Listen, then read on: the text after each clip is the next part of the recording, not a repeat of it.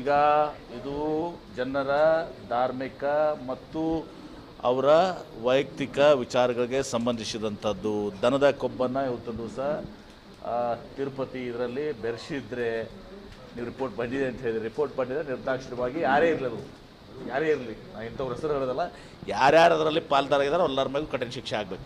ಯಾಕಂದರೆ ಇದು ನಮ್ಮ ಭಾವನೆಗಳ ಜೊತೆ ಆಟ ಆಡುವಂಥದ್ದು, ಅದಕ್ಕೊಂದು ಪಾವಿತ್ರ್ಯತೆ ಇದೆ. ಎಷ್ಟೋ ಜನ ಸಸ್ಯಾಹಾರಿಗಳು ಎಲ್ಲ ಒಂದು ದಿವಸ ಅದನ್ನು ಇದು ಮಾಡ್ಕೋತಾರೆ, ಎಲ್ಲ ಬಹುತೇಕ. ಅದೇನೇ ಇರಲಿ, ಸಸ್ಯಾಹಾರಿ ಇರಲಿ ಮತ್ತೊಂದು ಇರಲಿ, ಇದನ್ನು ಬೆರೆಸುವಂಥದ್ದು ಏನಿದೆಲ್ಲ ಅದು ಭಾಳ ತೀವ್ರವಾದಂಥ ಘೋರವಾದಂಥ ಅಪರಾಧ. ಅದು ಇದನ್ನು ಚೆಕ್ ಮಾಡಬೇಕಾಗಿತ್ತು, ಇದನ್ನು ಇದು ಮಾಡಬೇಕಾಗಿತ್ತು.